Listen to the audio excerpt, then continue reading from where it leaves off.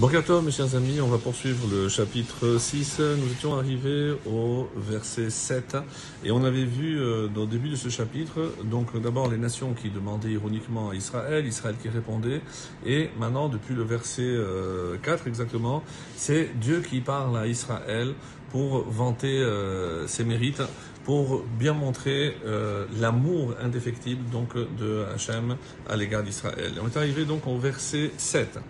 Kefelach harimon rakatech. Donc littéralement, comme on fait d'habitude, donc il y a tajou, rakater c'est tajou, kefelach harimon est comme une tranche de grenade.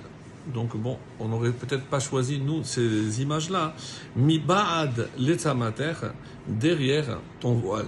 Alors, aidons-nous de Rashi pour essayer de comprendre qu'est-ce qui se cache derrière. Alors, il est dit comme ça, d'après l'explication de Rashi, aussi nombreux que les grains d'une grenade sont les mérites des individus les moins dignes de ton modeste ton modeste voile. C'est-à-dire, si on arrive à soulever le voile pour essayer de savoir ce qui se cache derrière l'Israël, même les moins méritants, on nous dit que ils sont remplis de grenades. C'est une expression qui est tirée du Talmud, que même les Juifs les plus éloignés de la pratique sont remplis de mérite comme une grenade. Donc, et là, comme je l'ai rappelé, c'est Hachem qui le dit. Donc, le regard que Hachem porte sur chacun des Juifs, c'est au-delà du voile. Donc, il ne faut pas se fier aux apparences. Si on sait voir derrière le voile, on sait que chaque Juif a des mérites extraordinaires, et c'est Hachem qui nous le dit. Donc, le verset 8 maintenant. Shishim hema melachot. Donc, il y a 60 reines, Ushmonim pilakshim, et 80 concubines. Va'alamot en mispar, et des jeunes filles sans nombre. Alors, à quoi cela fait-il allusion? Toujours dans la même lignée de l'explication selon Rashi. Alors, il dit, ils sont au nombre de 60 qui, les descendants d'Abraham, puisqu'on a compté tous les fils de Pilakshim, etc. Si on compte tous les descendants d'Abraham, ils sont au nombre de 60. Et semblables à des reines, puisque lui-même est considéré comme un roi, donc les nations issues d'Abraham sont comme des reines.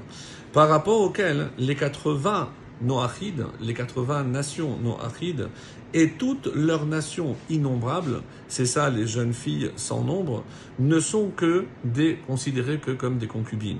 C'est-à-dire que par rapport à Hachem, donc de toutes les nations, la seule qui est considérée vraiment comme sa bien-aimée, comme le peuple avec lequel Kadosh Baruch Hu s'est lié depuis le Sinaï essentiellement, donc c'est évidemment le peuple juif, indépendamment des autres.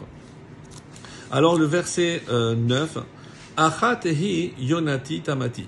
Cette phrase est dite lors de la naissance d'une fille. Elle est tirée d'ici de Shirachirim. Vous allez comprendre pourquoi, mais en tout cas, c'est la phrase qui est citée pour la nomination d'une petite fille. Le verset 9, donc. Achatehi Yonati Tamati. Une seule est ma colombe, Tamati, ma parfaite.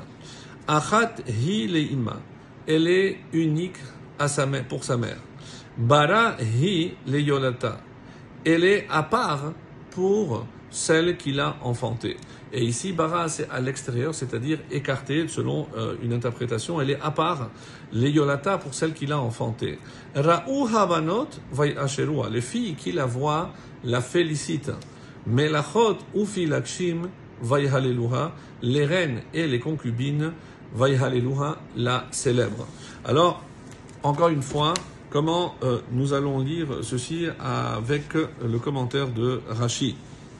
Et il dit ainsi, unique est ma colombe. Pourquoi? Rappelez-vous que l'image de la colombe, c'est qu'elle est toujours fidèle, ma parfaite. Et c'est en cela qu'elle est parfaite.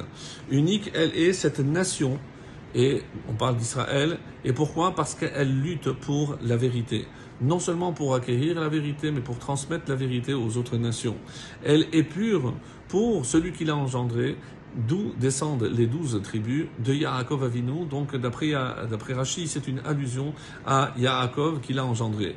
Les nations l'ont vu et l'ont acclamé, les reines et les concubines aussi, elles ont fait sa louange. De là on apprend que, et c'est peut-être une image messianique, lorsque enfin la valeur du peuple juif sera reconnue par toutes les nations, et un petit peu comme à l'époque du roi Salomon, toutes les nations viendront rendre hommage non seulement au peuple juif, mais au créateur du monde. Be'ezrat Hashem, Bekarov Mamash.